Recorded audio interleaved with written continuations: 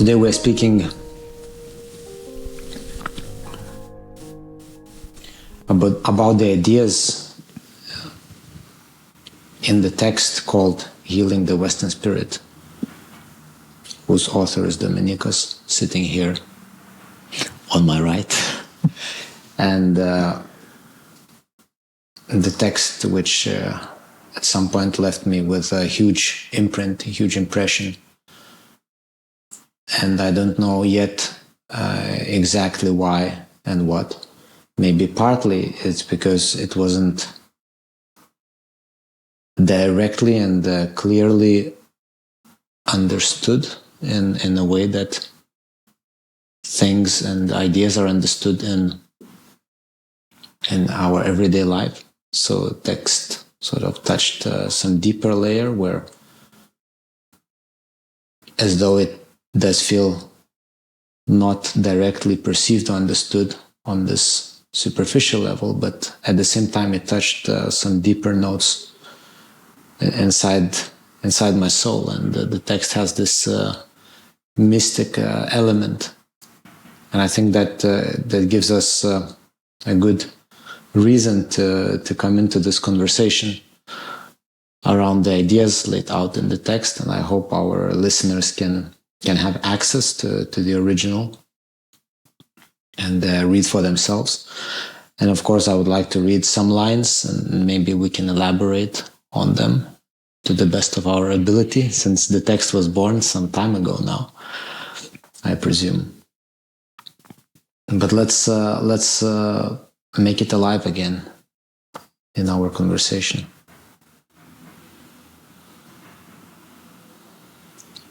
So like I mentioned, the text is called Healing the Western Spirit, and Dominykas, you imply that the Western Spirit has lost its roots, and everybody who belongs to that spirit, everybody who lives, let's say, in the West, in the Western hemisphere of the world, or who is raised as a Westerner, is also disoriented and walking with liveless eyes and foot nowhere to put.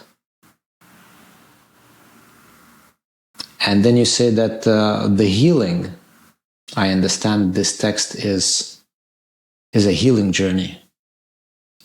You're offering how each one of us can come back to that wholeness, sense of belonging, sense of liveness in the eyes, and a sense of putting our feet actually in place where they do belong. So this is a text as an invitation to healing, and you offer quite a few ideas how that can come about. And you say it starts here now only. So here now only for me is a big word with which this text begins, almost saying that it's a prerequisite to the healing process, is actually finding that place here now only. And then you say, it all starts with me, individually. Which for me is a powerful statement, because so often when we speak of huge entities like Western spirit, culture, civilizations, we put the emphasis on huge structures, huge events, happenings, even the spirit itself. It seems it doesn't belong to any one of us, and yet our only access point is the individuality, is to come back to one's individuality, or actually to start this approach individually. And I already hear some people thinking, no, so this is already wrong.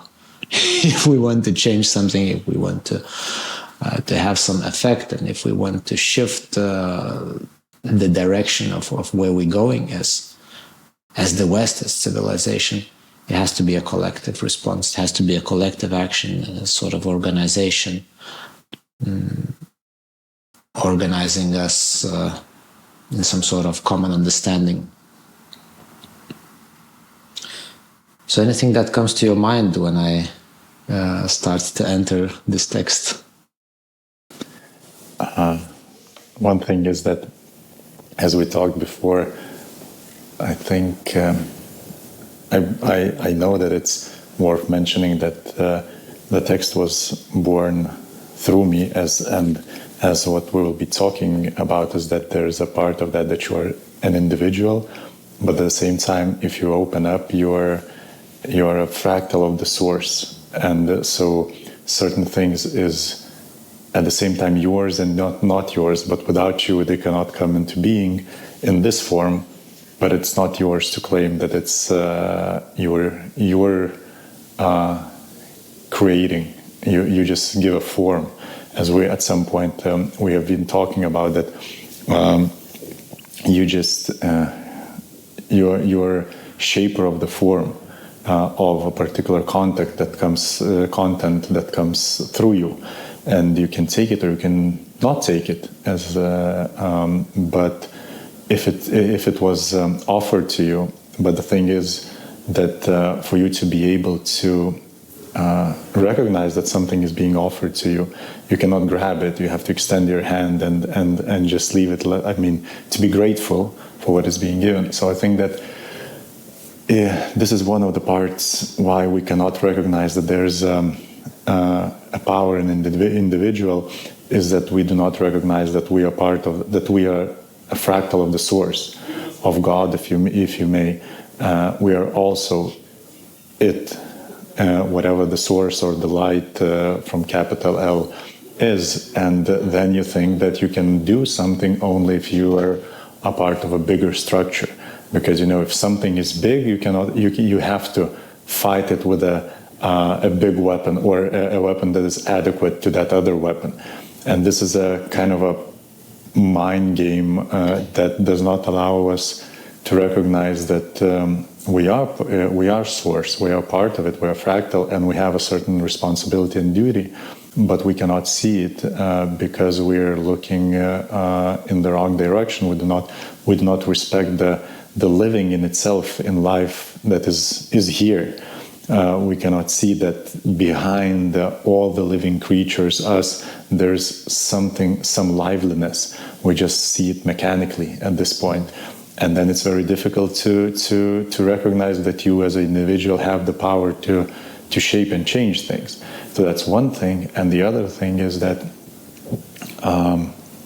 us as individuals, we have to express ourselves, because we are being, as we were talking also before, we are being given a particular form, particular body, we're being born in a particular place. So not recognizing it and going into doing what is written in the headlines or what everybody else is doing, it means that forgetting that you're being also given a certain responsibility because you're born in a particular shape, place, time, space, and whatever other things. So I think forgetting and not recognizing it is basically losing the power, losing the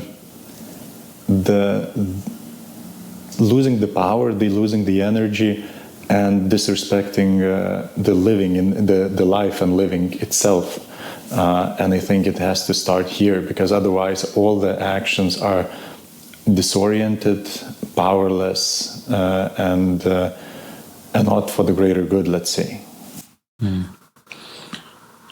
When you speak like this, I remember once Mohandas Gandhi has said, "Be the change you want to see in the world." And as a young person back in the day, I thought, well, that's, in a way, that's a logical statement. It does start with you. You start. You want a different world, change yourself, and when everybody does that, we begin to see the change. But now I begin to look deeper into the statement, just like you saying, well, I am one with the source. So I come out of the source. As an individual form, I come out of the life itself. I am life itself.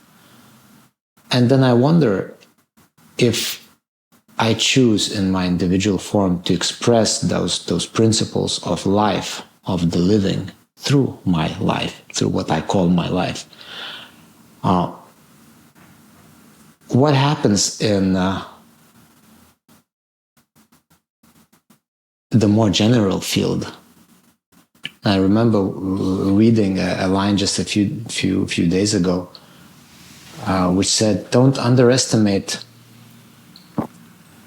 the power of one sane psyche walking this earth." It probably means so much more than many actions put together, good actions, well, bad actions on the other hand, but just staying sane, just staying connected to that source somehow is a powerful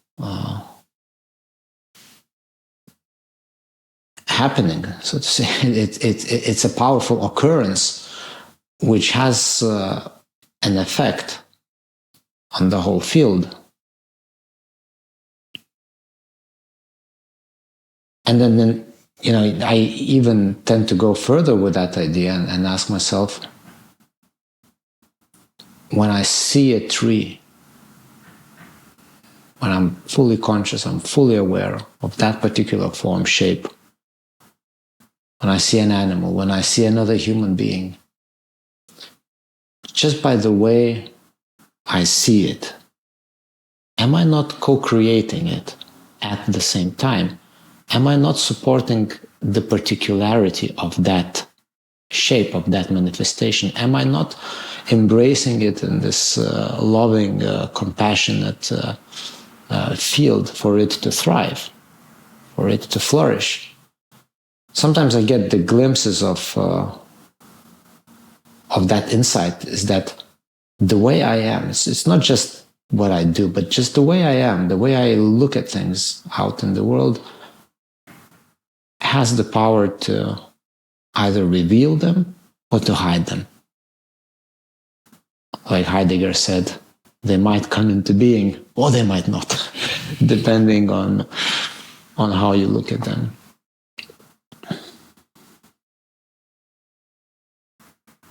And here you say in the text, I think it captures this idea. As all is one, my energy determines all energy. If I act in a way that it decreases my energy, everyone will experience the lack of it.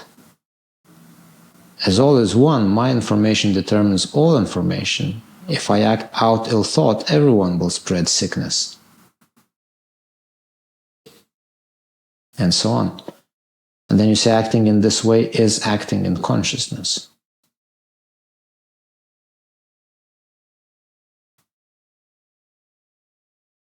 That puts one in a place of huge responsibility for the whole. Then I think, what if each one of us lived our life as if everything depended on it? I think it's deep down we know that, but it's such a great responsibility, and we are so many actions, everyday actions, are not supporting, let's say, this statement in a way that they it's such a great responsibility that probably we run away from it, because every day we do not recognize what's familiar, what's very close to us, how the morning starts with your family. Is it more important to respond to 3 emails before 8 a.m. or to wish a wonderful day for a child? And many subtle things that actually create way bigger impact on the whole society, let's say, or the consciousness that we're living out and acting out. And we run away out of that, creating many tasks and thinking that they do for the better. But actually is that we are all one. On a certain dimension, we're all one. On a certain dimension, we're very individual. It's a funny paradox, but they both act as a Mobius. There's a certain thing as Mobius strip. There's a particular strip in mathematics that when you turn it around, it creates a loop, and that you can connect both sides. So basically, you're also the source and you're also individual. And even though it's a paradox, they're connected and in a certain way. And when we look at today's world and our everydayness, we deep down, I think that we know that we are that dimension. We are one, and it means that everything that we do, it's like we're connected with certain networked lines, let's say. And when I pull, you move into a certain direction. When you pull, I move in a certain direction. So how we harmonize our dance together with everybody. And it means that if I'm falling down, everybody is also falling down. I'm dragging them. It's with the energy. So if you don't listen to your soul, that soul is a part of the soul. And if it decreases the energy, you do not follow, let's say, you do not follow your heart. It means that the family and that you're together with, they will experience that fall of energy through your being. And the energy that they have also decreases either by your emotions, how you interact, or that they have to support you because you are angry all the time and they lose the energy, not doing what they should be doing, let's say. So it's a practical examples of that. And with the information, so as those buckets, let's say, or like circles or something of information, clouds of information, I see it as spirits, as we say. And it's also very, I think, easy to see that we say the father spirit, the mother spirit, the teacher spirit, or the city spirit, and Giedrius Locke, and so on. So when we are initiated into being a father, you have that spirit connects to you. So everything that the whole information, what is to be a father, the fatherhood, becomes a part of you. And then it's one way is just to act it out, but at the same time, how you act it out, you also impact that spirit, that information. So if you, let's say, act out a very careful and responsible father, let's say, that you impact the whole spirit. So the next father who is initiated into the fatherhood, he will have that spirit changed a bit, and he will act in that way. So it's maybe very difficult to see on a daily basis, but if you look through the, let's say, lens of how the spirit has changed through how we were raised and how we are raising our children, or our environment is raising their children, it's a very different story, a very different spirit. And through that conscious change, we have a different spirit through those actions. So how we see the friends of ours, the fathers, how they're raising and looking into the children, and how it was like, 20 years ago, there's a huge change, at least in my environment. And so that's how that information changes. So your action changes that spirit, that information. And if you think, oh, it's only for my child, no, it's not only for your child, because you're part of that spirit when you're acting it out, and you change that, and then it goes to another one, because everybody's connecting us to the cloud, let's say. So that's how I see that this also interaction between my information that I say, do, act, and me being a part of it, of the whole. It's almost obvious, no? It's just standing within the group of people, you change your position, and suddenly you see how the whole group, everybody in the group reshuffles slightly. They transfer the weight on another leg, or maybe they turn slightly, which means that everyone has an effect on everyone else, and to consider oneself as separate and not being in that affecting relationship with the environment is simply not seeing how systems work, how reality works. That's kind of obvious. And another example you're giving, the spirit of certain role. I also realized that in my life I've been inspired by some teachers, and then when I become one, I aspire to that kind of role, and I take the best examples from my experiences, because that's what I'm looking up to, and probably my students will be just doing the same, and in a sense we co-create what spirit of a teacher is. So it's not like we're affecting each other in space, but we're also affecting each other in time. And when you sort of zoom out a little bit, you can start to see this quite a profound interconnectedness of everything. Even if we're not diving deeper into the spiritual and frequency level, where one can say, my heart emits certain frequency, and when we meet each other, our frequencies level up. So whoever has the higher frequency pulls another human being towards better resonance, let's say. So, and it's, that's even scientifically evident. It's really amazing how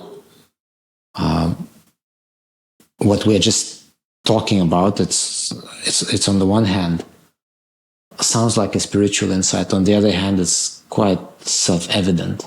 Everyone affects everybody. I have a role to play, and whatever I do has an impact on other people. And then when we look out a little bit through the lens of the television into the news and into how we sort of structure our lives, it also seems we're living in forgetfulness about it. And it takes some effort to actually start recognizing it. And I think here we step into the next statement of yours, which you called allowing to knowing, which has to do something with recognition. Is asking the question, okay, so how do I actually see it? How do I actually recognize it? And you say that knowing is something else than understanding. You make a difference between the two. And you're right, knowing can be not understood. Understanding can be without knowing. When I talk in knowing, I am truth. When I talk in understanding, I am accepted culturally. When truth is accepted, the consciousness expands. When acceptance has no truth, the collective confusion arises. And knowing, you call beautifully, is the embodiment of truth. For me, this is probably the most beautiful line that sits with me, as if I had written myself. Maybe you did. We all did. Somehow, yes. Yeah. So how do we allow the knowing, and what's the difference from understanding, and how do these interplay, let's say, and where are we losing our way? That could be a question. This was one of the one of the most profound insights a few years ago for me. I know that you've been in that domain for quite a while, but for me it was a clear distinction. And I know that again we're losing and we're using language, and different people use different wordings to describe certain phenomena. And same with consciousness. maybe if we will go there also, we can talk about it, because I have also two notions. But here, for me to navigate in my everydayness, the distinction that came through the experience that I had, that I used to navigate in the world through understanding. And understanding is that when I can explain things. So it means that there are certain language, certain norms, and certain principles in the current culture. And everything that happens to me, if I can explain it in that language, with principles, with its physics and everything else, then it is true. Then I can say, oh, okay, it actually happened, and then I can somehow try to squeeze it into me, and I accept it. Let's say I accept it. If something happens, I know that it happened, but I cannot explain it through the language of the culture, through certain models. Certain models, yeah. Then I say it's nonsense. I mean, it's useless, and I have to put. I just put it aside. It's not truth. And suddenly, a few years ago, when I had certain visions, and I started talking about them as if they were truth, because they happened to me. Can you maybe just give an example? Yeah. So what happened was one of the. I saw how a human being comes into life. So it was like that each of us come from somewhere above, as from the star, and we come within a particular angle, into a particular, let's say, time and place, and how when we go there, as a light, we go through different densities and we form into the body. So those densities are our soul, spirit, but basically we are light. And it seemed that it was a glimpse, but that glimpse had so much information that I'm still unpacking it. Still now I'm unpacking it. So it wasn't like vision. Yeah, and it wasn't like, and I used to have those, but I don't know, way before. But this time, I don't know why it happened, but I shared them with my wife, with my wife's sister, and their recognition that it's somehow, but they were less logical, let's say, at that point, and they recognized that something resonated with them, and they said, tell us more, because there is something in it, like, not that it's interesting as a story, but there is something real for us. And since that moment, I also started reading Jung's Red Book and Black Books, and through that process I started taking in everything that feels true to me. It can be experience, it can be a sign, a vision, whatever, all the things, and I put them into two baskets. One was, okay, there are understandings about the world, so it's usually doings, my agency life, the work that I do, professional and so on. So they need understandings because the culture accepts only the things that I can explain, and all the other things I started putting as being true to me, myself. And there were so many insights in those. They were so rich that I cannot even unpack through one logical or explainable angle. There are multiple angles within those experiences, as you were saying, looking into observing trees, observing animals, and the insight that you get from observing an animal that it cannot come into being if you do not accept and observe it. Various things that comes into yourself, but you recognize them and you put them as real, and you live with it, and it becomes a part of you. So that truth being embodied becomes knowing, and that other part so there are understanding, so I can explain certain things, and there are knowings that I know that they're true. And many of them as that vision. I cannot explain. I cannot explain physically. I cannot explain astronomically. I cannot explain them.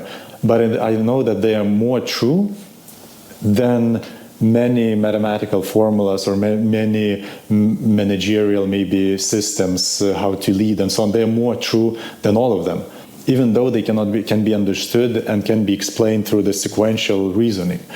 And this separation, let's say, even though it shouldn't be separated, but this separation allowed me to, I would say, awaken, awaken that, okay, life is not about, like, life cannot be understood. Life can be only lived. And if it has to be lived, so you have to accept everything that is being given through all the senses, through all the visions, through all the dreams, through all the random things that you see when you're in the shower. You just collect them. You do not throw them away because they are part of living. And what we've been doing in our current culture, we just separated all of that. We just put that aside, and we allowed only that a little bit of a short, narrow path of the living to come into, which is through filter of understanding. And then and so many things are happening, and we're saying, nope, only that I can, that I've learned at school or in the university that can explain, or that, that was proven in the laboratory. Oh, yesterday it was proven truth, today it's not, so, it's nonsense, even though, I felt it like with my family or myself or whatever. And this recognition that there is that knowing which is full of living allowed me to, I would say, awaken to see very different things and to see the world in a different way.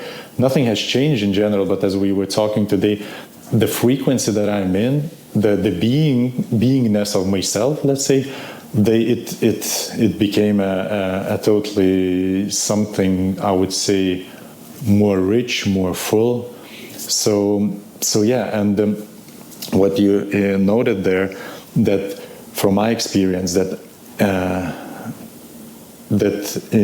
without the knowing, understanding is just a delusion because it doesn't have the grounding, and without understanding itself, but if you provide only understanding for the world, you'll be accepted, because within that culture. And if you're good and a person who understands very well and can explain it very, very nicely, you will be at the top. You'll be, LinkedIn first. You'll be on the pages and everything, because within that culture, you are the best who can explain the things about that culture, even though it can have nothing to do with your actual knowing. And the knowing is a different thing. You can know in this way, or experience so many things, and you cannot understand them, and they're still so live and so true. I think what you just explained answers somewhat to my question. What touched me about the text? It's probably because it addressed not so much my understanding, but it addressed my knowing. And although you share your knowing, which is not the same as my knowing, but it's just that layer to which it addresses. Somehow there's a meeting point, because then I'm very curious to find out what's there in the knowing layer of yours, because it feels real. It just feels truth, and I might have a different one, and then they don't seem to collide. They both seem to be speaking the truths. And that's also in the text. Now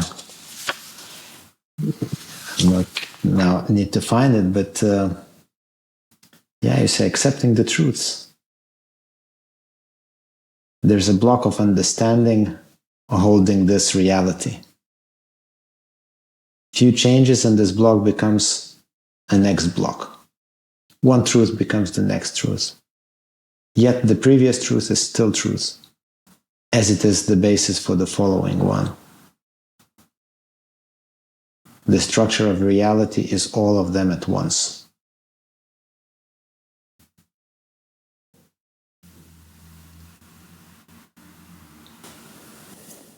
For me, this part was very different, because sometimes the insights are just deep, and sometimes they're so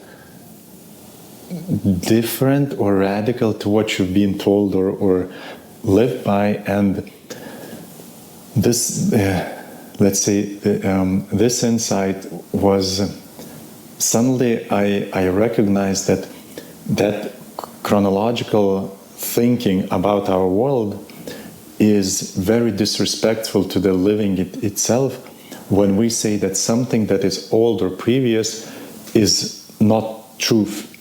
And it's very mechanical thinking, is that, okay, so there is a theory, and now we have a new theory, which, expands that one, let's say, or explains, or actually maybe contradicts, and we say, okay, because we can explain, we can explain the world. They were wrong. Yeah, they were wrong, because we can explain the world better in terms, not better, but more circumstances can be explained by this theory. And that one was more narrow, so we can, put it aside, and we work only with this one.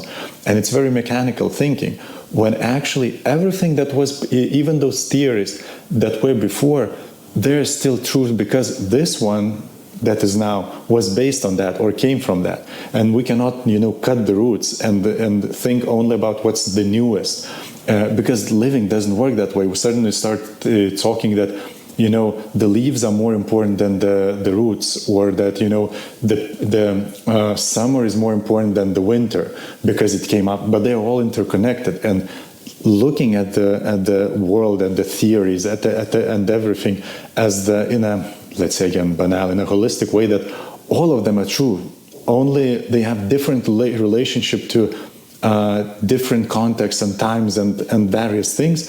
Looking at it this way expands again your understanding, expands an understanding and that knowing, and you suddenly again go into the being and to the mode, let's say, of accepting the world more widely and not looking at the newest theory, because all of the previous ones were lying.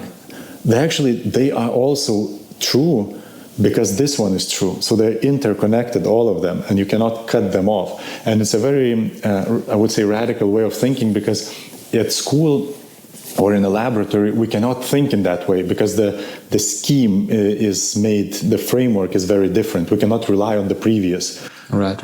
But then this is very much scientific, modern scientific approach. So you have a certain theory about how certain phenomena works, and it's considered truth until the next one proves the other was wrong, and then the next one is right. And we have our history as an evolving conversation where everyone who's coming after sort of says the next right thing. But then at the same time, we have ancient texts coming from China, from India, from our own Western Hemisphere, from ancient Greeks and so on. And we read those texts as if they are written today. They're still truth. And then I wonder, well, these texts, they seem not to fall under the same category of the evolving conversation of science, which tries to describe the right understanding of the world. And maybe that just speaks to the different layers from which that description of the world is speaking from. Are we speaking from the knowing, or are we speaking from the understanding? So on the level of understanding, we always have the next new right thing. But if we're speaking from the level of truth, which is, as I understand you explained, is an insight into the nature of reality, which maybe does not yet have even a profound language, a developed vocabulary. Maybe it's partly an image, but it sort of touches upon this more deeper layer of our existence. And when we get different stories spoken from this layer, we're probably not getting an evolving description of how the world and nature is, but maybe we're just getting different ways to look at it. Derrida, the French philosopher, he said, well, every philosopher whom we know today is important, and the worldview is important because it captures the mood, it captures the worldviews, it captures the stories of that time, of that place, of those people.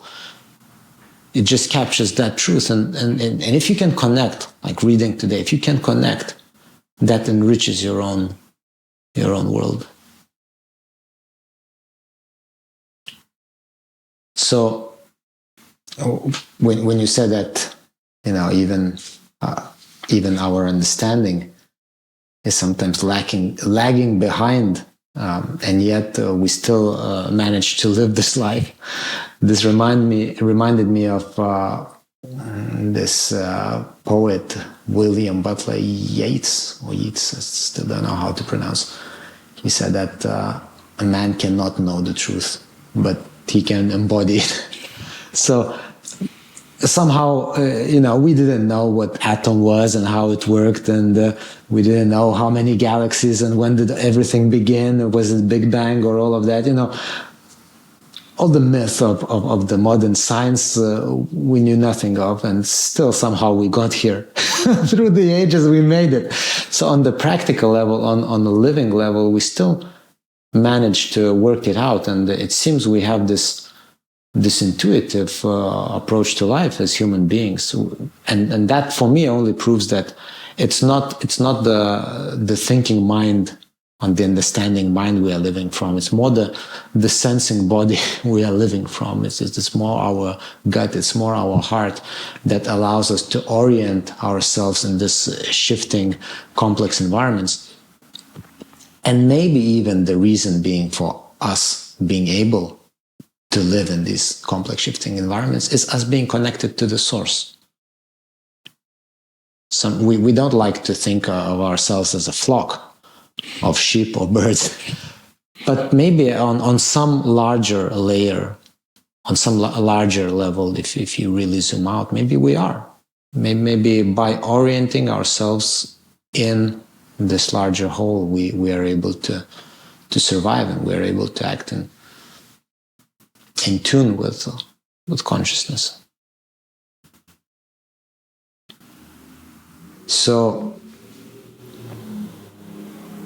I think what you're saying about this division between knowing and understanding, it can be encouraging and eye-opening for many,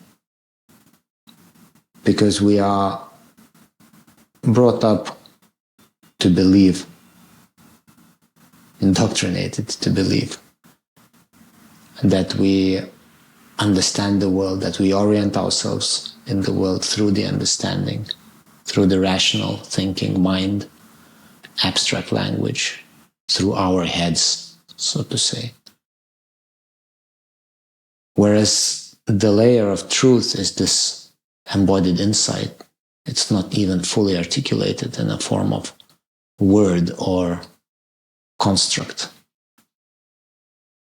And it seems that we are all antennas for that insight, to receive the intuition, the image.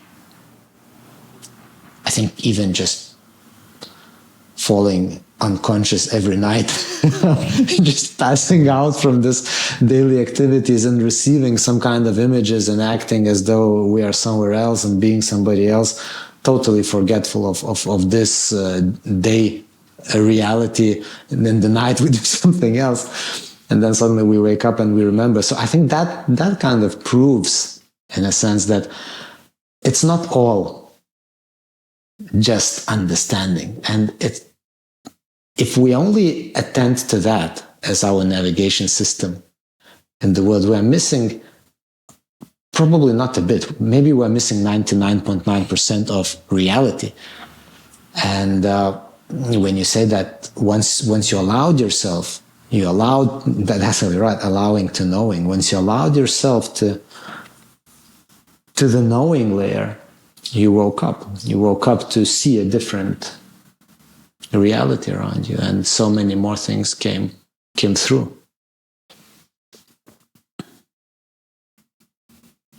So is there anything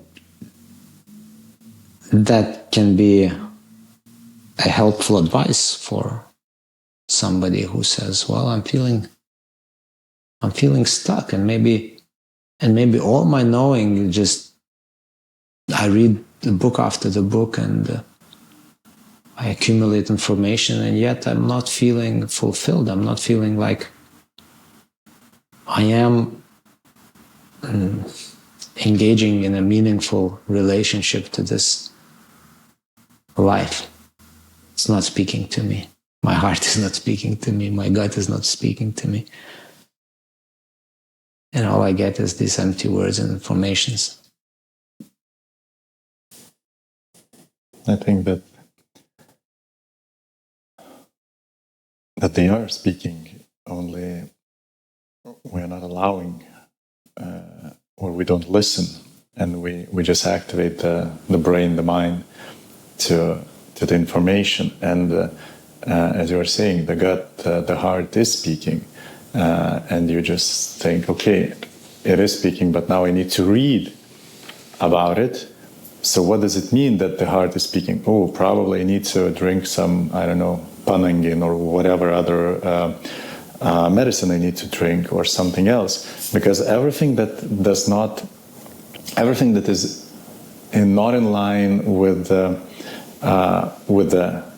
current workings of the body means that it has to be fixed. But we do not see as a being that maybe directs to somewhere. And my suggestion is, and one of the first insights at the beginning was that since when I was little, I had this cultural kind of imprint that I want to be rich, but I haven't spent a second what it means to me. I was like, okay, to being on the cover, like, having startups, whatever, various things. And suddenly when I spent time with it, when I contemplated on it, I realized that I want to have a lot of energy.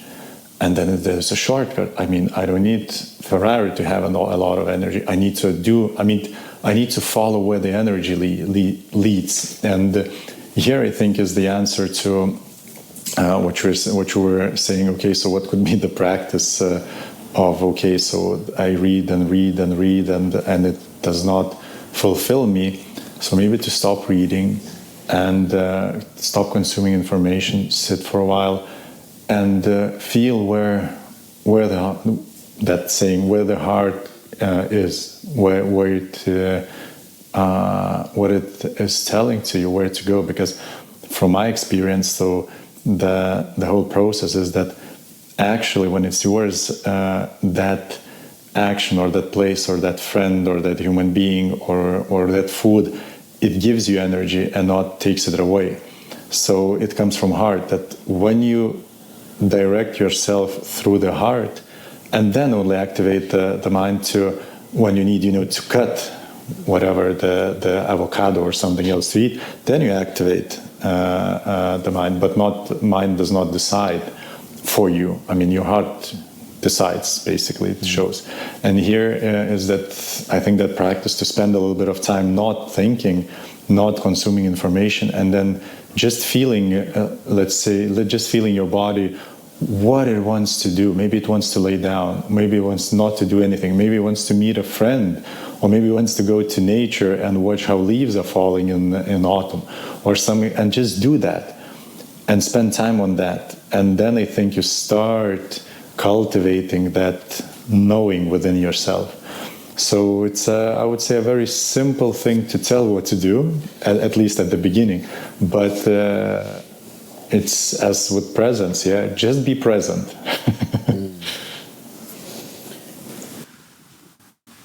It's almost like sitting down and saying, what is it that I truly love? Yes. Just asking that kind of question.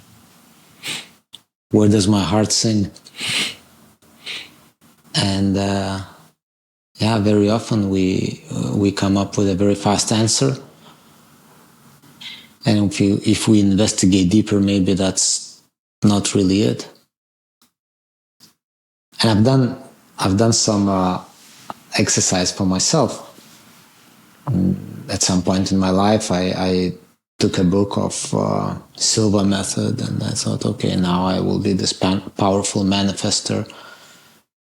And all the techniques, seeing the screen, and on the left is your future, and on the right you see how you're here and how you get there, and you experience the emotion that you will experience when you will get there, and all of that. And then I faced a very challenging question. Okay, now got the techniques. Now I need to decide what. what is it that I want? What is it that I need?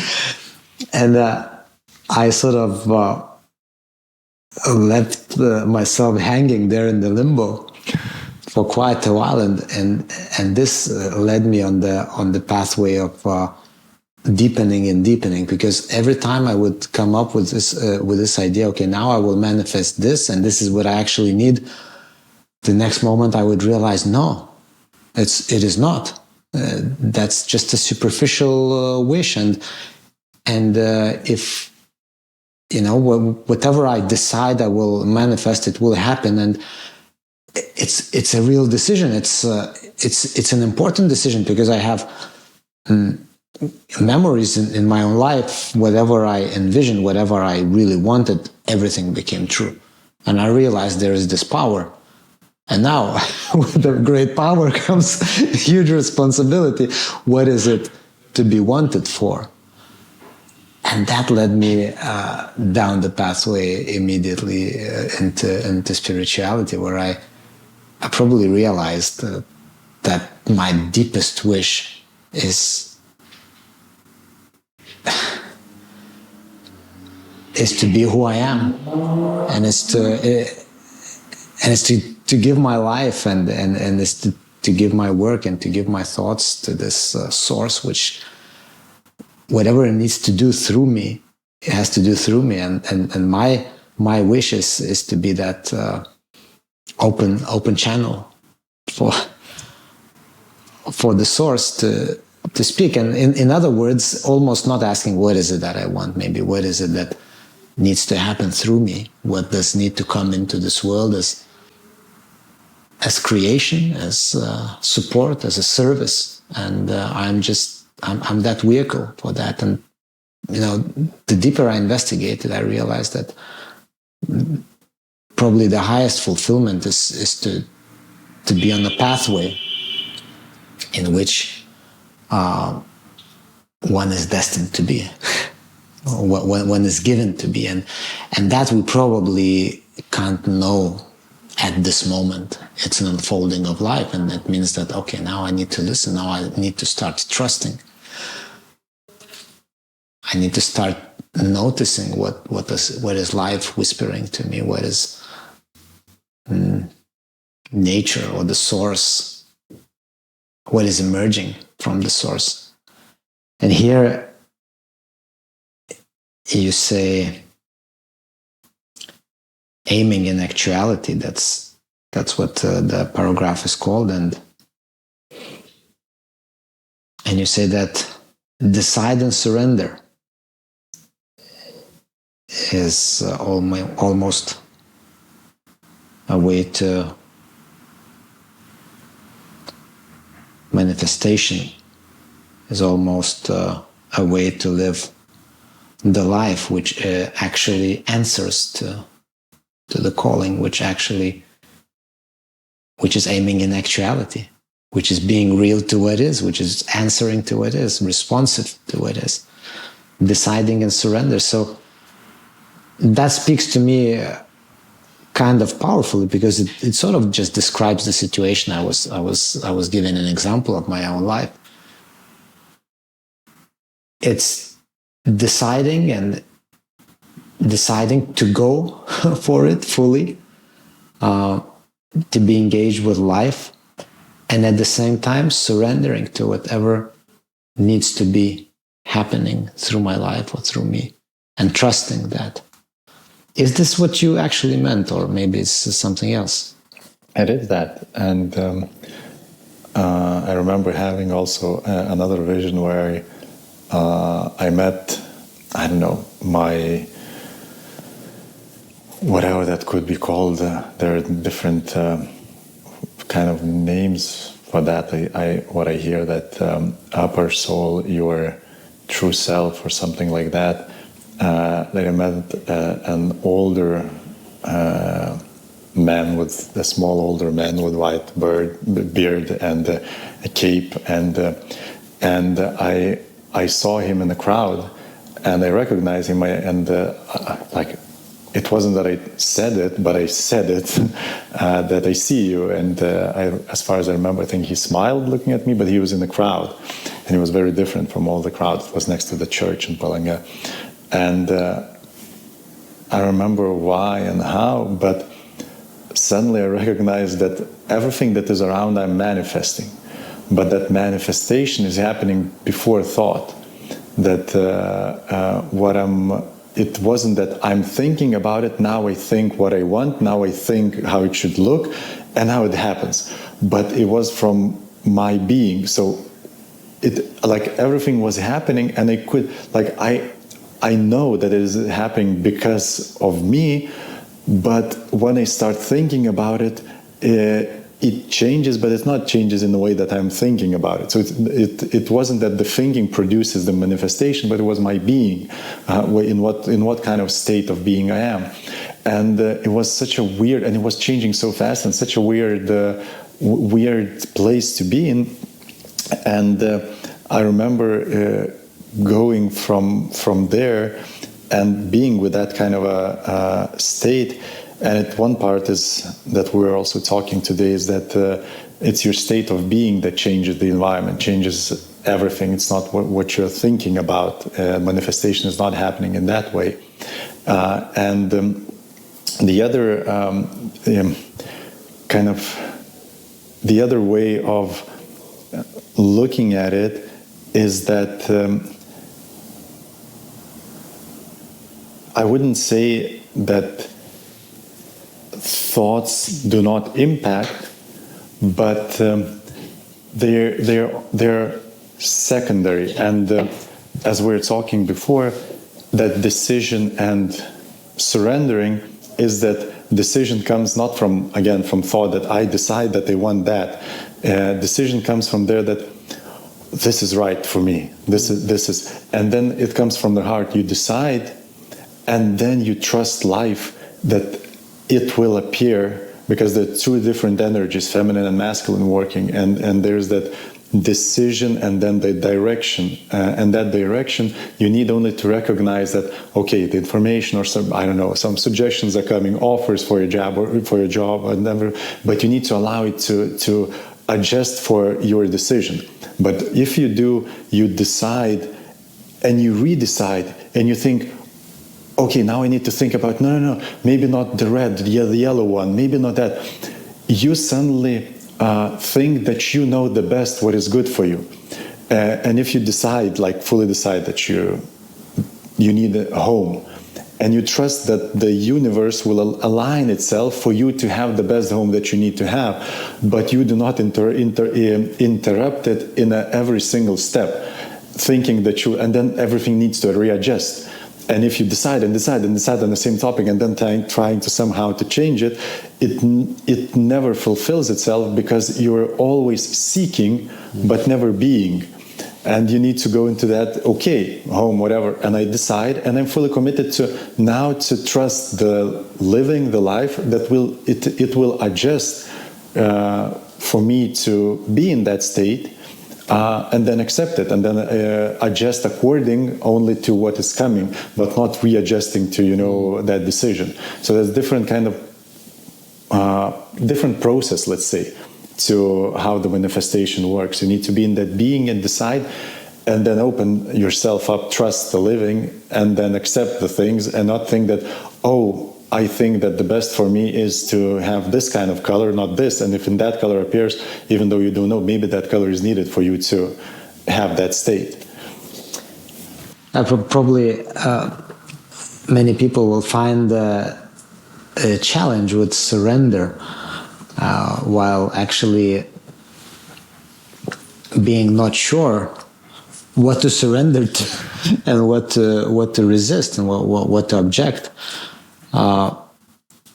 When events happen to us, it is very clear for us that, well, those are external events. This is the situation I'm in, and maybe that's a little bit easier to say. It is what it is, this moment, and I accept it. I surrender to it. And I do the best of my possibility to live through this moment to the best of my knowing how to navigate it.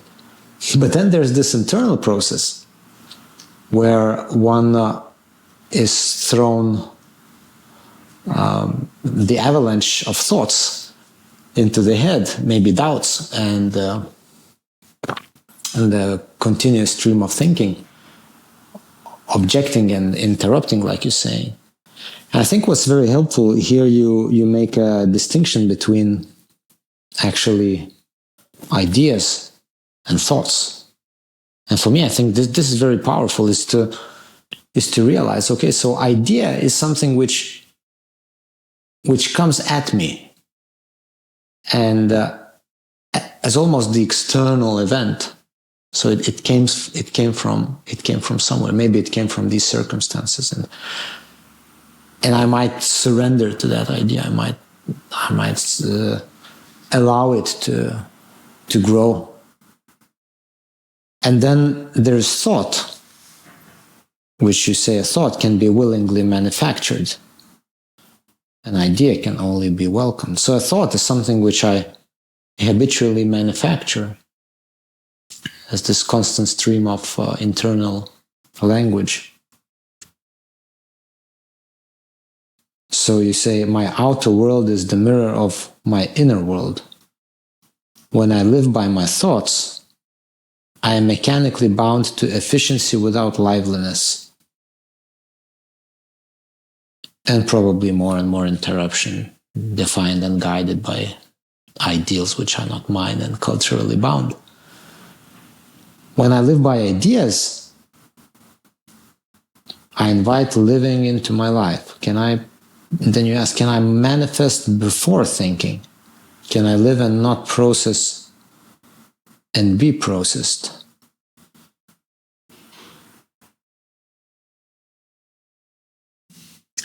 I heal when I recognize an idea as a gift. I heal when I see me before thinking. Acting in this way is manifesting before thinking. And maybe if I just add another layer to it, which is on becoming this actuality. I am more than thinking. I am feeling, knowing, animating, and so much more. I think there is, again, this importance of the distinction as we had with knowing and understanding. And this it helped me a lot when I received this insight or contemplated on it, is that the idea and the thought, they're very different things. Again, we're talking in domain of language, somehow defining it, but it just has a different flavor to it. Thought usually has that, for me, from my experience, again, I'm talking about my experience, has that tension. You have that Lithuanian word that you use, varža, and it has somehow that kind of flavor that you, at the beginning, there's a thought, you're thinking about it, then it has some kind of corresponding theory, you try to understand it, there's always tension. If you spend at least a little bit more time with thoughts, it has certain tension, and the idea comes like flower blossoms, or like a feather falls down.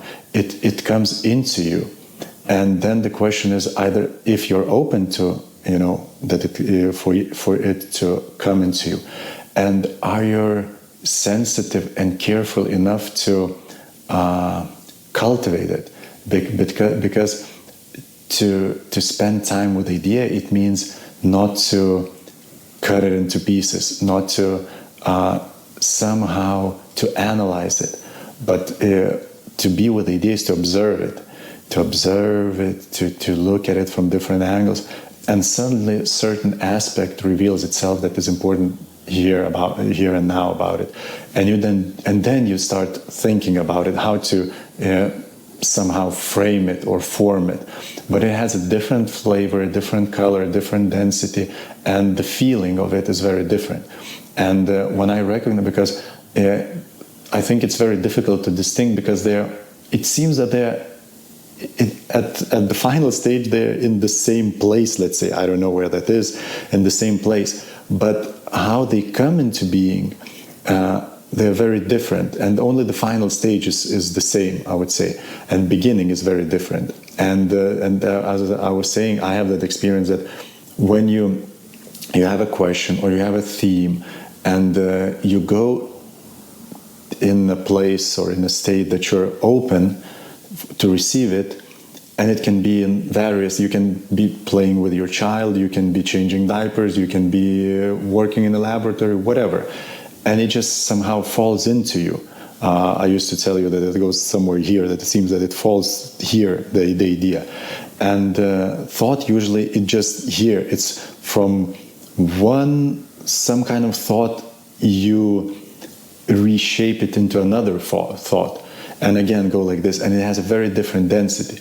And I think the distinction, what it allows, it allows that, for me at least, to recognize that the idea is coming, of course everything is the source, but on a different density, on a different dimension. It helps you to recognize that, okay, this is my doing, or my reframing mechanically in my head to the past, whatever experiences, and this one was given, and it has a very different potential. Or could we say that idea is something which emerges out of the actuality of the now, and let's call it the emerging future? So what is wanting to be born? What is the possible innovation here, or what's the new insight about reality, which is really open only if you're not in continuous streaming of thoughts, which usually come from the past. They come from the conditioning, what one is habitually thinking, or some models, the understandings, the accepted understandings of how things work and what should be done and what needs to be done, and so on and so on. So it's almost like in the moment of silence, in the moment of emptiness, which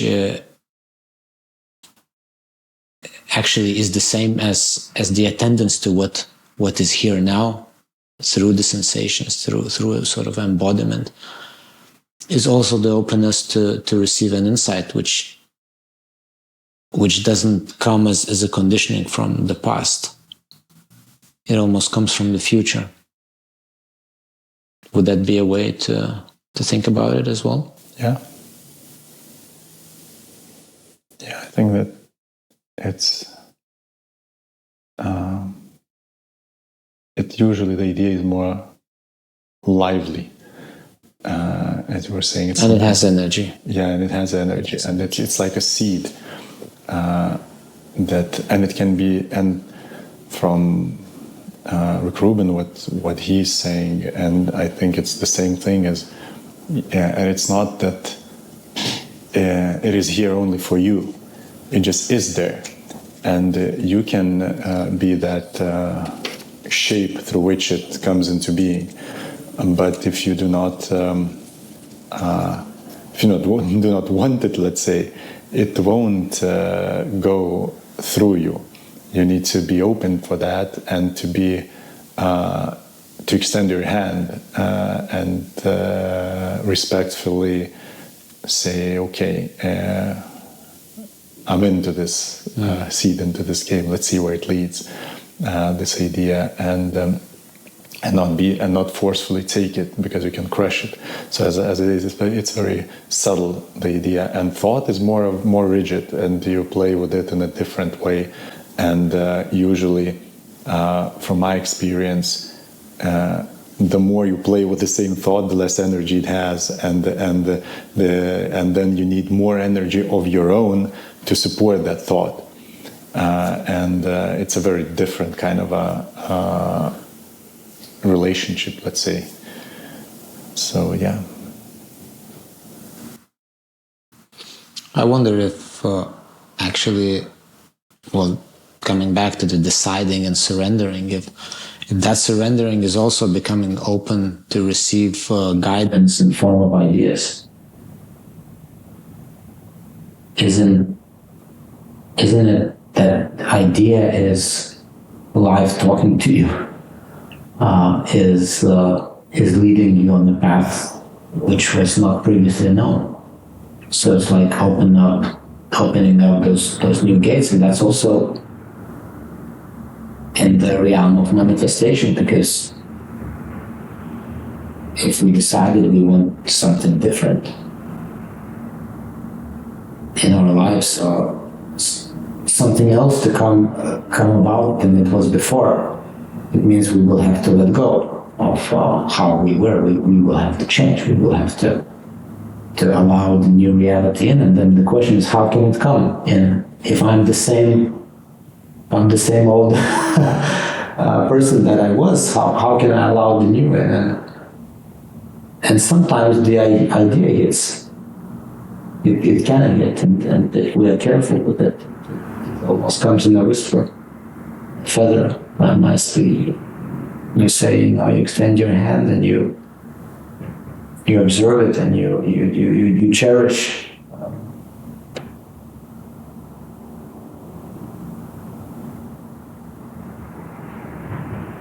And allow yourself to be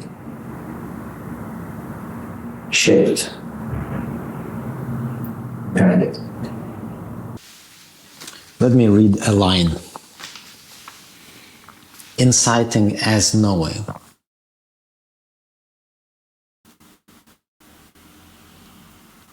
There is a knowing in totality of that particular phenomenon. There is a knowing in totality of that particular phenomenon. It is when the essence is touched, not the information as knowledge about it, but it, in actuality, in what it is. The moment I'm within it and looking outside, I am in this knowing. The insight happens only in within and never from outside. There is a walk around on thoughts of thoughts, a circumvention of a perpetual lost. And there is a sinking onto a stone of essence, a place of instant totality of this.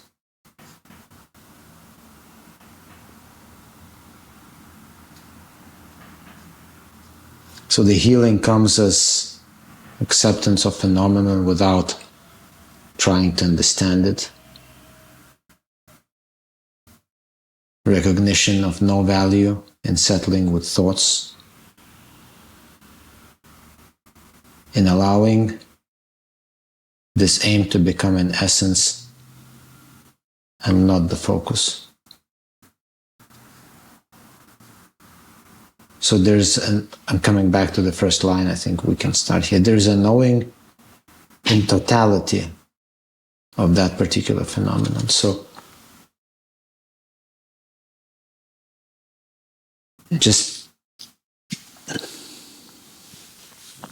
my brief understanding on it is, if I can share what I'm taking out of it, is that as a limited point of view, we're always in a limited point of view.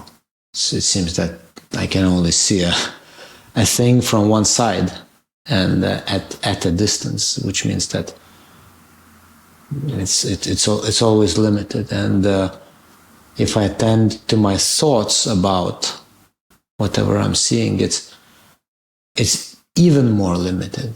So it's even more fragmented, and that way I'm losing the essence of that phenomenon every time I'm attending to anything from the thought process perspective. And you're saying there's this possibility here is to see the totality, the essence, as if looking from within and not the outside.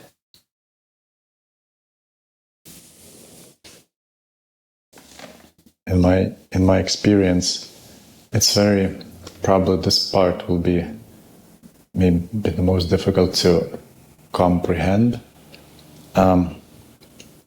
because it's how I see it.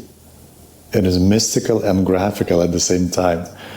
that if we would imagine a round or a circle, let's say, a ball, and when we, as a something that a phenomenon that we want to understand, let's say, and in that moment when you seek understanding, you are always going around it.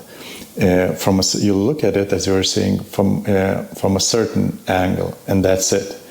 And it seems that there's no other way to do that.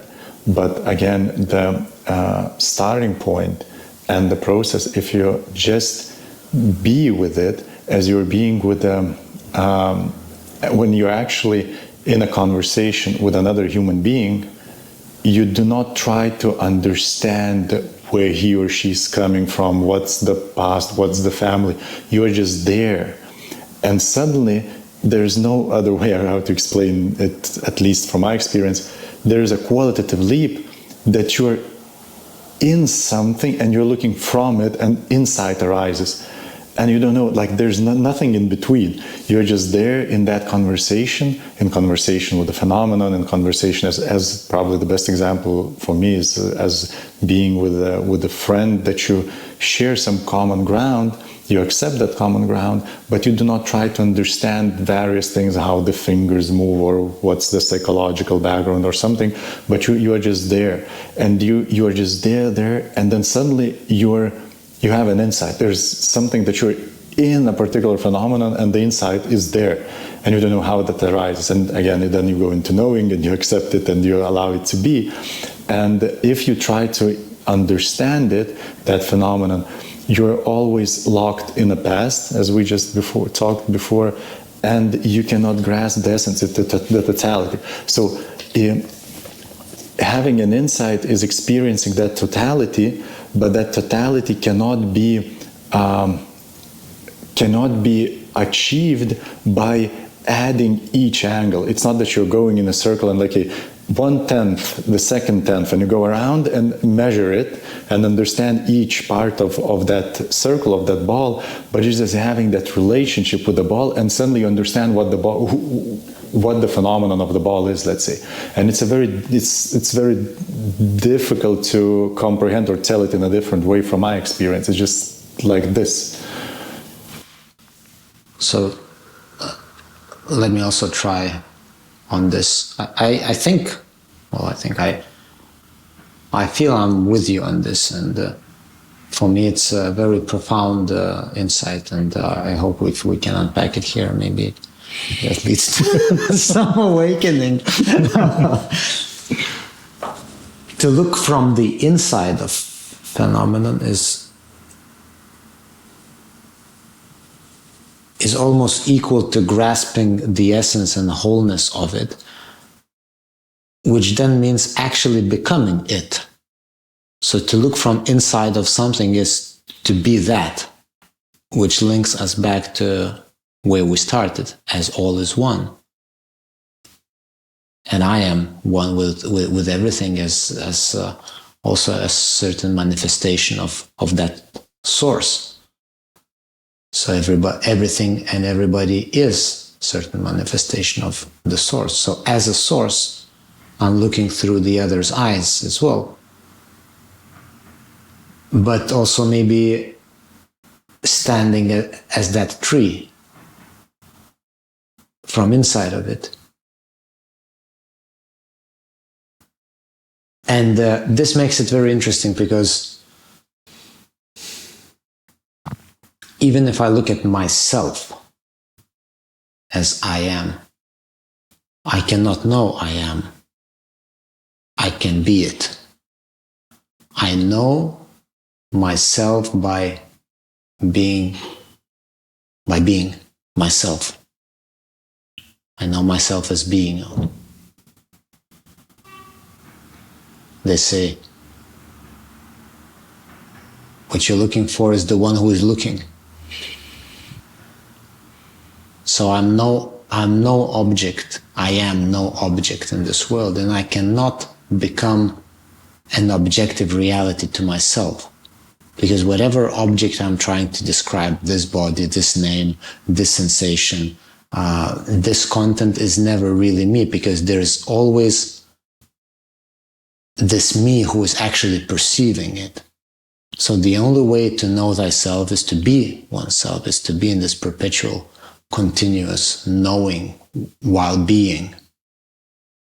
And I think that captures somewhat the essence of what it means to really know anything.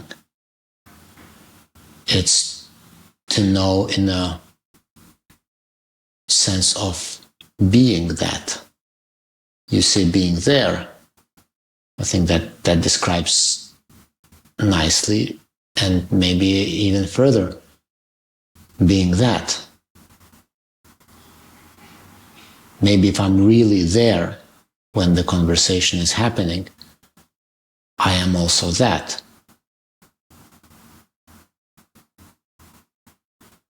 I'm that perception which hears these thoughts, these ideas, these objects. Perception in this body and perception in this body.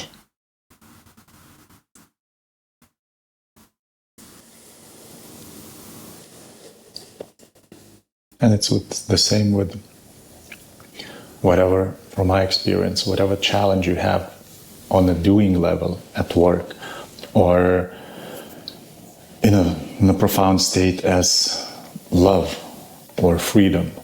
It's you can only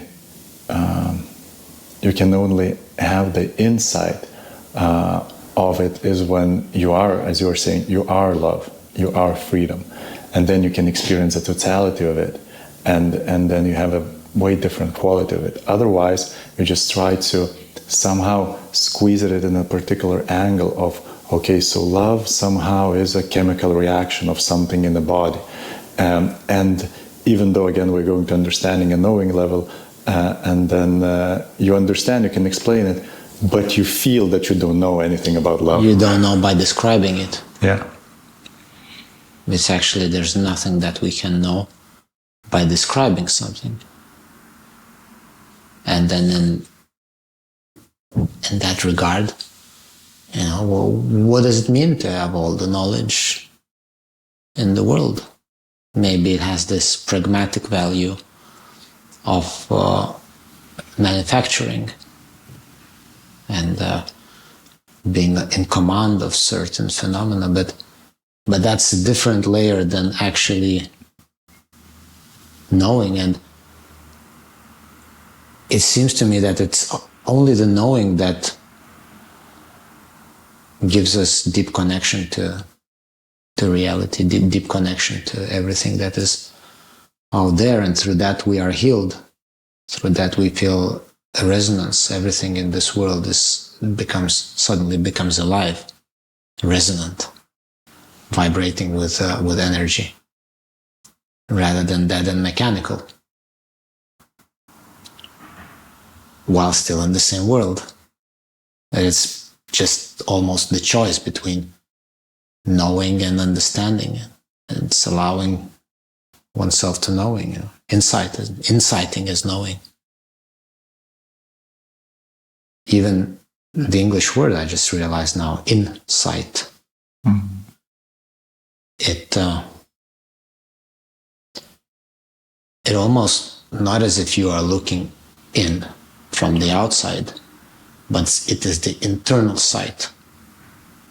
It's that which looks from.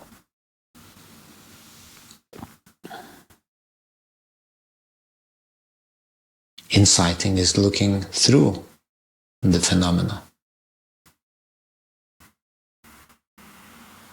It's experiencing the fabric of reality, the fabric of this world. And then you talk about the understanding, which is in periphery. What do we do with that? Because it's always there, and it's really the level we operate on daily. And like I said, maybe it has, not maybe, of course, it has a pragmatic value, definitely. It's just to realize that it's not all there is to us being in this world. So the understanding in periphery. Reaching an understanding is a starting place. Understanding is a path of a thought to show where it ends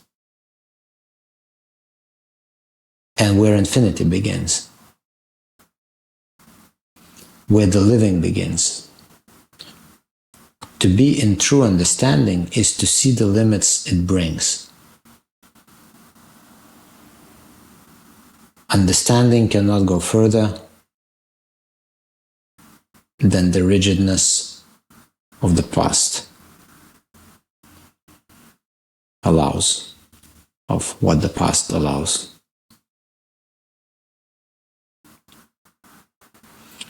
So therefore I heal when I see my understanding only as a rock to jump from. I heal when I acknowledge formulas as the limits. I heal when I seek further than explanation allows. So you are suggesting to put understanding into a sort of periphery of relating to the world. Is that the way to read it? Yeah, and I think you traversed into it nicely before that. Yes, understanding has no doubt value in our pragmatic world. And mind, brain, it's not that we're saying that it's not important. It's the question is what the relationship to it and what in everydayness, what kind of role it plays, or how does it relate to being itself and source and life and living. And here is the notion that understanding it works with thoughts.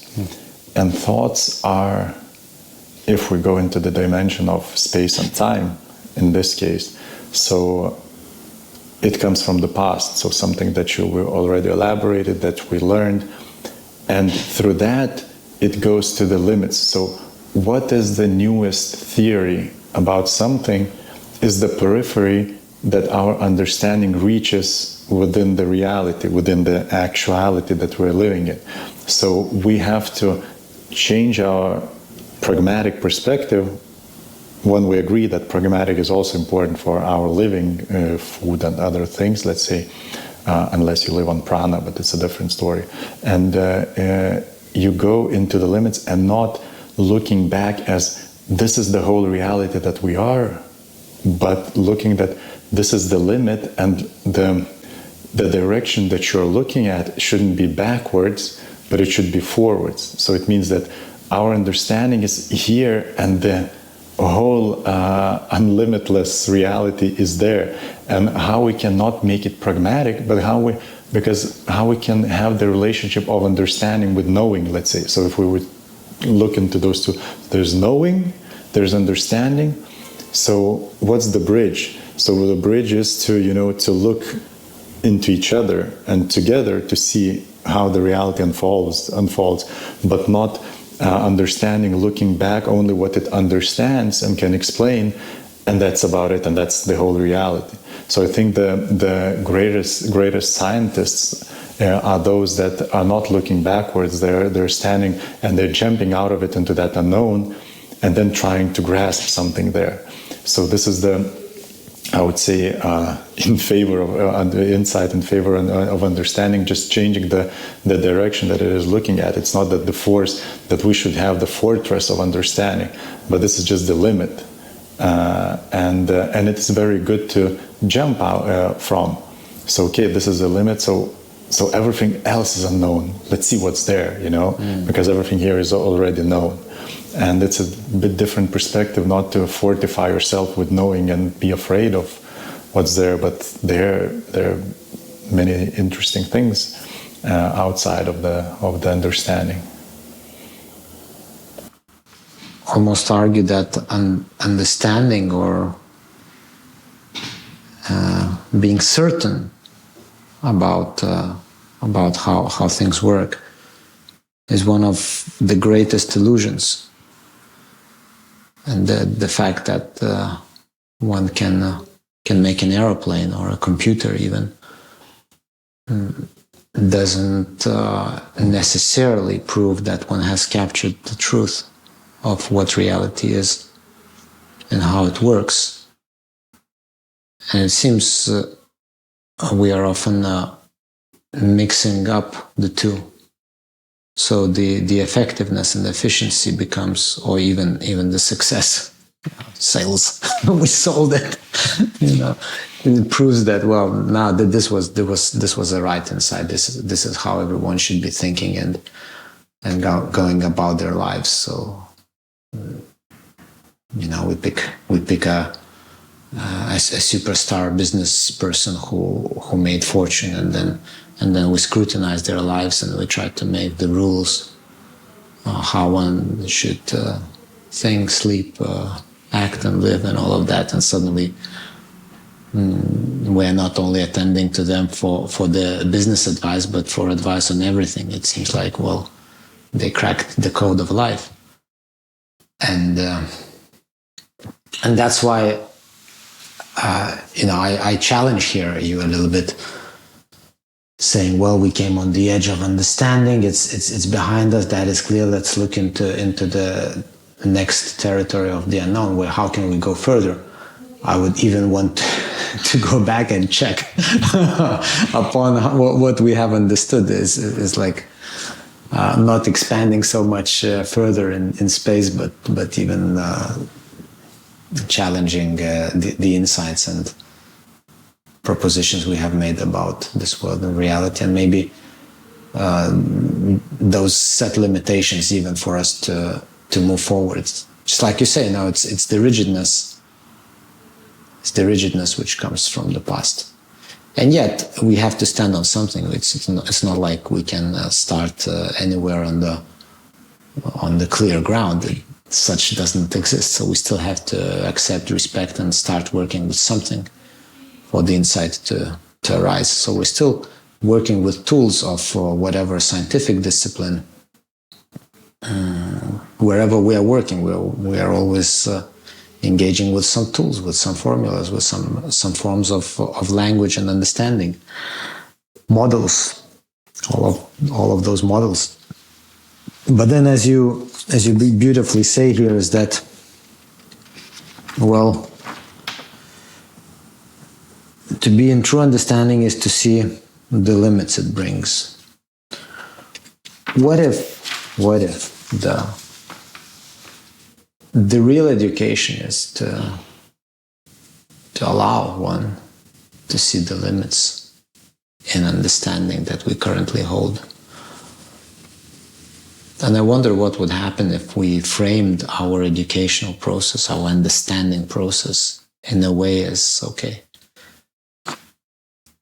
let's see the limits of our views, and let's put it against our deeper insight. Let's put those against our intuition. Let's put this against our embodied knowing, and let's figure out, what is limiting us from seeing the truth.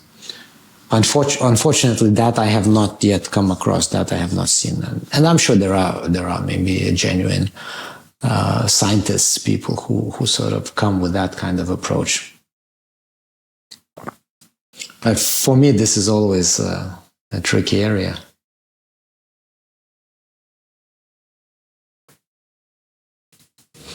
Professor Arvydas Šliogeris, philosophy professor, whom we both have followed for many years and admired,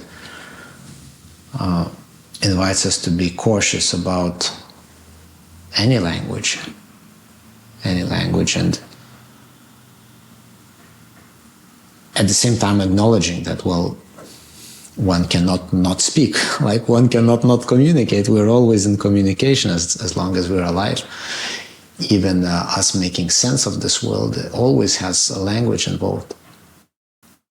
And at the same time, it's to be always in understanding that whatever we will say and describe has an element of limitation to it. It's essentially a lie, a convenient lie, maybe a beautiful lie.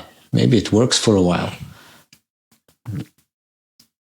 But just to consider it truth, that would very often lead us to to bad consequences, which happens a lot in our times, in human history.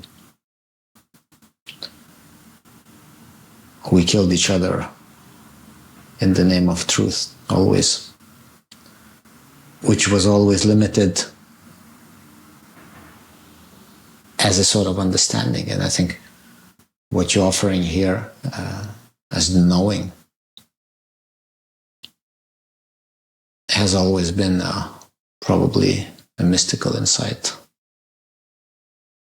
an undercurrent under the world events, fireworks and parades and discoveries and revelations. It has always been this other tradition, this other layer of people coming to meet this reality.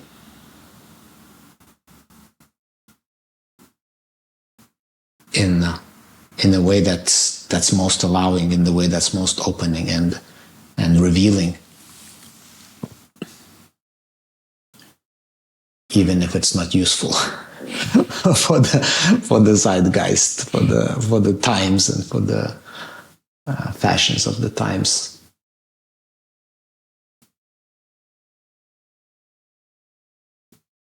And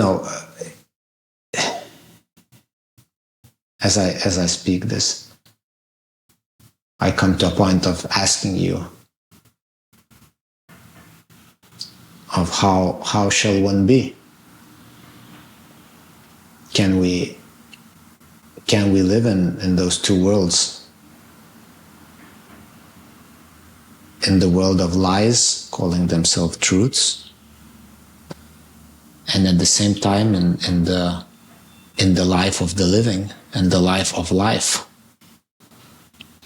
where we are tending to the essences of life, aiming to reveal the layer of being. Do you see this complementary? Or do you see this contrary? And how do you go about in your life? How, an honest question. We have covered a lot of this text. I don't know if we are going all the way to the end, but from what we have covered so far, I think it's kind of obvious. It's a deep metaphysical, mystical insight, and you being somebody who formulates these thoughts obviously comes to that, or maybe not obviously, maybe just for me. Do I live this life? Do I live that life? And how can the healing come about from it?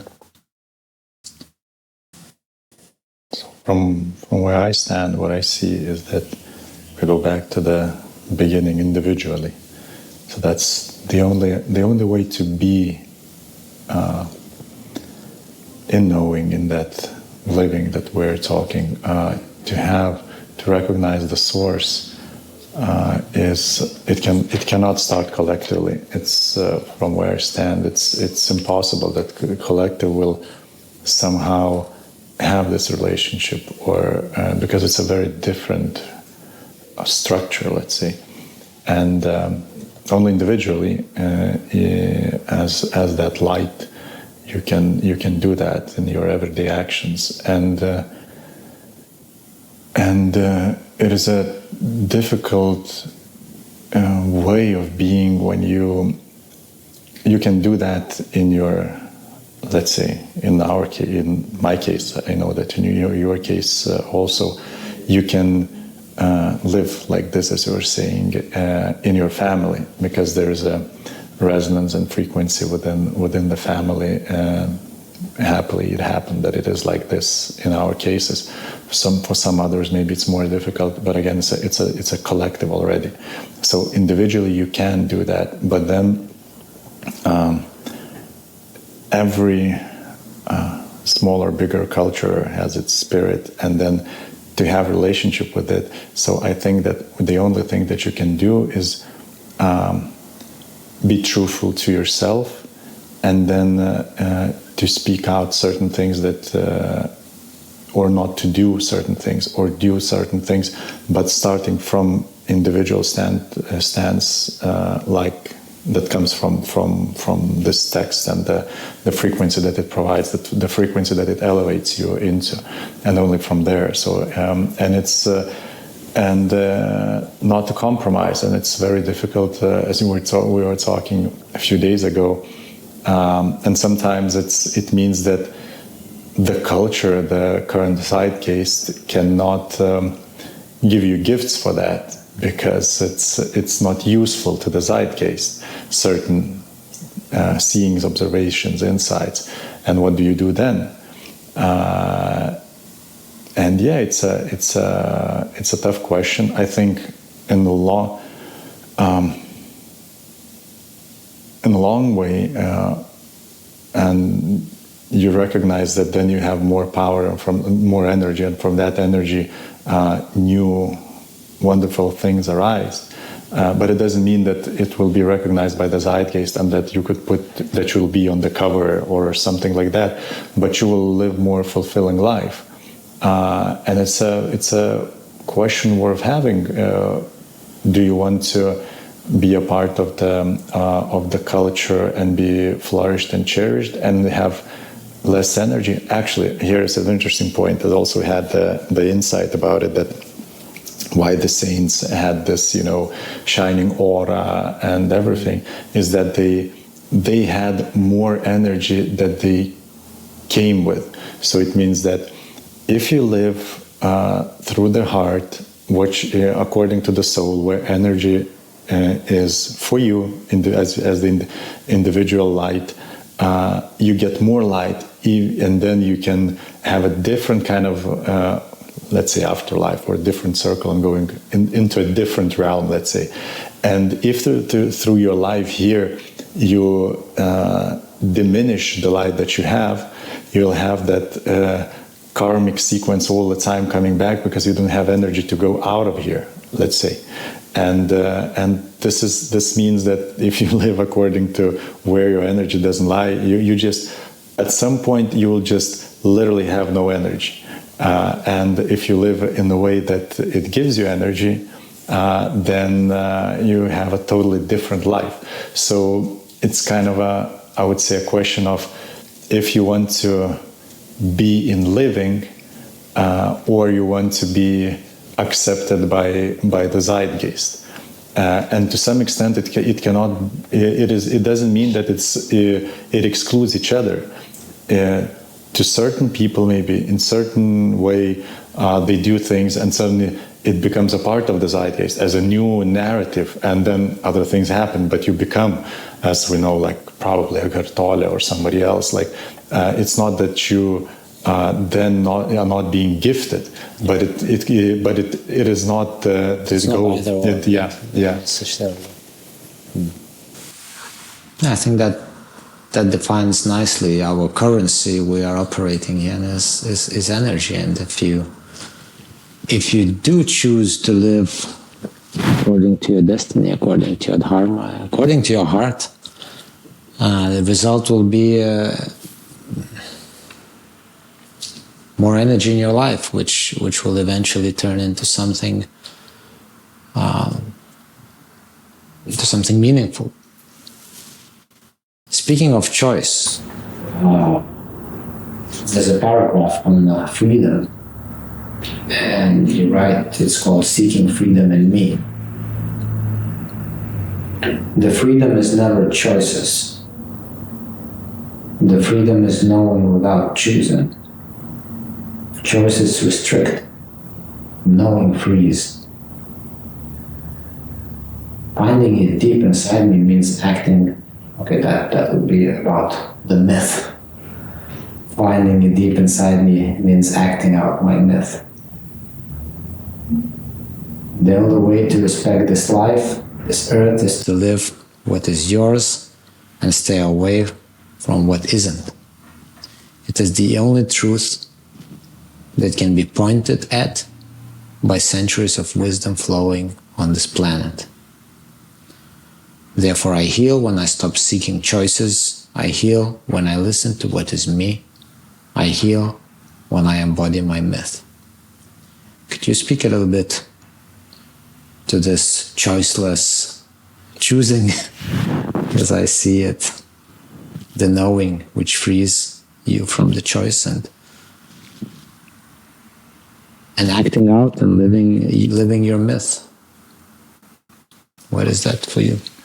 So I think we talked a bit now about it, and it is pretty simple in sense that I think we have a very wrong notion of what freedom is in the current culture, that we think that freedom is choices, and the more free you are, the more choices you have, the more free you are. So it means if you are going into a grocery store and you have 100 of options of cheese, it means that you're more free. If you go and you have 20 grocery shops instead of 2 grocery shops, different brands, it means that you are more free. So that whatever choices the culture provides you, it means that it frees you.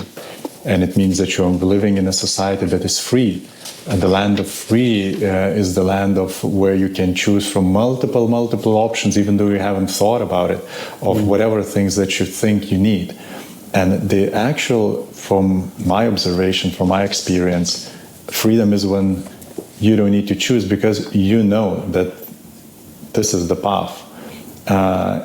And it doesn't need, for you, you don't need to understand and think through and analyze all the options. For you, there's only one option, and this is your option. And it always arises when it's time to arise. And that's about it. And when you need to choose, is basically there's no choice because there's only one option for you. But for you to have to be in that state of being means to be in that knowing, that you know yourself, know thyself, you know yourself, and then you know where and what and how to act, and let's say what to buy. And we do that with my wife now, for example. We buy in the grocery shop certain things by feeling. Feeling, it means that we just go there and you just know that this is, you do not read like a lot of what's there, or you do not think of whatever things that now it would be nice to make or something like that. You just know that this is what you eat today, let's say. And in the very practical aspects of life. And so going back, when you allow yourself to have this notion, narrative, let's say, then you stop seeking of, I'm not free enough because I don't have enough options, or probably there's here I'm restricted because I have not 110 options or something like that. So freedom comes from the having options or having options to choose, but it's from the state of being where you just know you don't need the amount of options. And it's a very different way of looking at freedom, taking into account what is being told to us in this culture, that freedom means as many options as we can provide. So the number of options equals freedom. The more free nation is the nation that has the biggest amount of options, whatever, cars or something like that. And maybe by that it's the most restricted. You could say, okay, that maybe for some people will sound very, very strange, almost saying that having no options is the ultimate freedom. But maybe that what helps is to figure out different layers, because more mystical approach will be to say that on the level of being, we're not going anywhere, we're not choosing anything. It's all this moment, and it's all this precise content which is happening in this moment. And the choice and the multitude of choices is a little bit illusion of time, an illusion of space, that we will get somewhere and maybe we will choose this rather than the other. And at the same time, on the practical level, we know that we choose to spend our energy and time here, or there, which means we eliminate something else, and we perpetually find ourselves suffering. Even the understanding of life, of existence itself, is understanding of its finitude, of its limit. So we have a limited time, and from that limited time on this earth, and since it's limited, it's precious. And if it's precious, then everything I choose to do and not choose to do matters. So that's the choice of freedom. So we want to be free to choose what really matters, and there the story goes. Eventually, this freedom that we normally understand leads us to a form of suffering. And I realize you're suggesting the idea that well, on the deeper level, we are not choosing. It's almost already there in a form of insight, in a form of knowing. We already know what's to come. We already know what's to be done, and how can we be sensitive to that? As almost the future which is arising right now in this moment is speaking to us in the form of ideas and suggesting the next wise step for us to take, and not actually be worried about making the best choice, the wisest choice. Like you say, probably we have only one, and acting it out.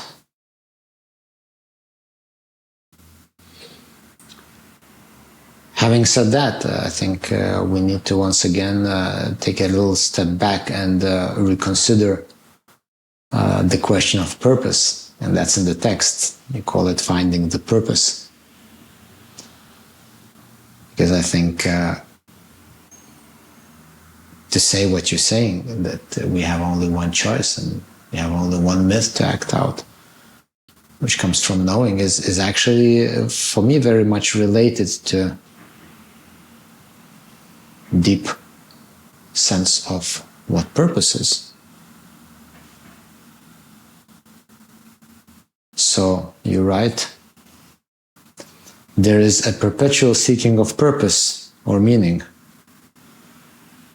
which interestingly brings us back to the needing to choose, right? Choose the purpose.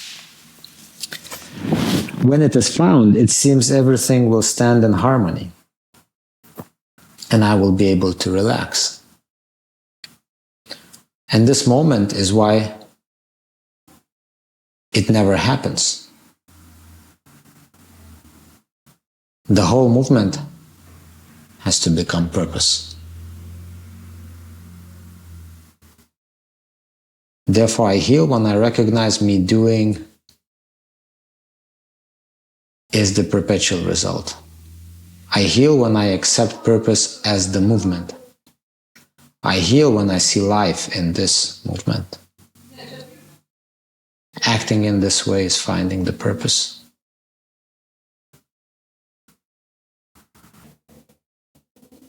Here I would start from a very simple notion, and many, I think, wise people, philosophers, and scientists, true scientists are talking about it, is that seeking in itself is not experiencing. Let's see.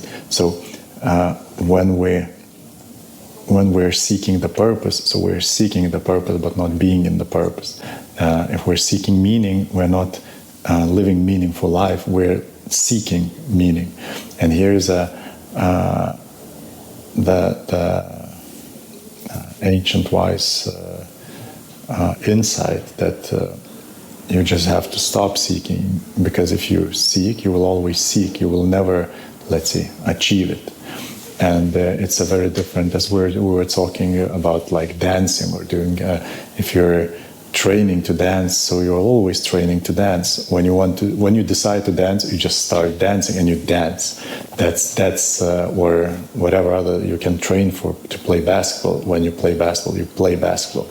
And that's a very a very simple yet profound notion into the life being a seeking of purpose, life being of small targets that you need to achieve and reach, and in order for you to go into pension time when you can relax and actually live. So changing that, spending time and having space to contemplate on the notion that you need to be that in order to be that, and not to seek, because until you change that, you will be always seeking. So seeking meaning, seeking purpose, you will never arrive there. And you can just simply be there instantly, in the second that you, let's say, decide not to seek, and then to see living life as living and living as the purpose, and that's about it. And then you see the beauty of your family in the morning, the beauty of even the things that before you wanted to correct because it's not beautiful according to the cultural norms, and suddenly you see beauty in those things and those phenomena, or in those styles, or in those whatever things, and it becomes very funny, and to some extent even a joke when you one day you were seeking purpose, you were seeking everything, and it means that you evaluate everything in terms of how I would correct it, and it puts you in a very difficult spot to be in. And then suddenly the next morning, when you don't seek, you just live. You're being and living, and suddenly the same things are beautiful enough for you not to correct anything, because they're beautiful because they're not corrected by you, and they are as they are. And suddenly the beauty arises, and you just you feel fulfilled in life, and all the things become purpose in itself, and you don't have to point at the purpose, or this is meaningful, this is not. You are in meaning, in purpose. So I see it as it is about this perspective. Yes, Eckhart Tolle often jokes. He says it takes some time to realize that it doesn't need any time. It's all already there. It's all now, and I think that describes very much the monistic Vedantic tradition, where it takes one to realize the fullness of life, which is just there. And if we engage into seeking so much, if we are in the mode of seeking, that's our reality is seeking, and it takes one to realize, well, this is not a snake here on the road. It's actually a rope, and the moment I see it, it just becomes the rope, not a snake. So it's just the realization, is to realize that it is there. It is given. It's an insight. So purpose is not something probably to be sought or to be chosen. It's a place of arrival. It's a place of steadiness and groundedness, and being there where you are, and coming back to the beginning of text. You have your feet, a place to put your feet on, and you feel like you have arrived. You're there, and even if you take some steps or run or drive a car or fly a plane, you will still be in that one place, surrounded by the fullness of being. And in that moment of stillness, peacefulness, and silence, maybe the idea arises, and that idea shows you the new way to go, or maybe the external circumstances will fall so that by surrendering to them, accepting, looking back from the distance of time, paradoxically, you realize that it all made perfect sense, which was not evident maybe when I was there, but it took me to trust, to have faith in the moment, in the idea, in the insight. And here on every step we are probably battling a crusade of choosing between knowing this moment that is there available to us, is this grounded peacefulness, this spaciousness, and our thoughts, on the other hand, culturally bound, restricted by understandings which come from past experiences, from the past itself, rigid. And it takes courage to open oneself up to this embodied sort of stillness, to stay in the waiting, to stay responsive to life itself. And what is very helpful in that waiting, in that staying, is probably to open up one's eyes, to come to the senses, and realize the beauty of the articulation of this manifested world. How through everything and through every living being it speaks to us, and it dances, and then we can almost start looking from the inside, looking from within, not being entertained, staying here from this dance which is out there, but deeply connected and feeling that this dance is all manifestation of this one source, which is actually the essence of me.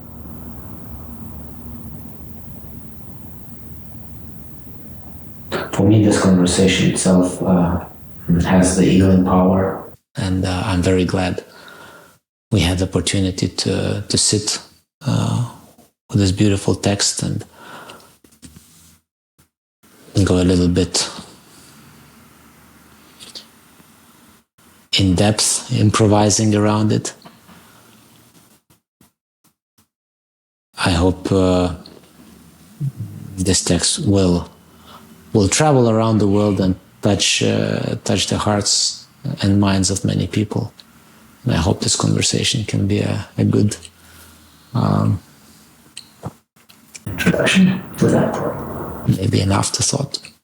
Yeah, I'm also very grateful that finally it happened, that the text allowed us to have a relationship with it, and to talk about it, what's there, and grasp certain things. And I totally agree. I hope it resonates also to everybody that is listening. I feel that what we had now here also had a healing effect on me, because we're human beings. We have everydayness doings and everything, and you just you just forget that knowing is there. You just go into that other direction, and going back, it just feels, in a very banal terms, it just feels right. And I'm very grateful and happy that we could balance ourselves back into that state. So good. Thank you. Thank you.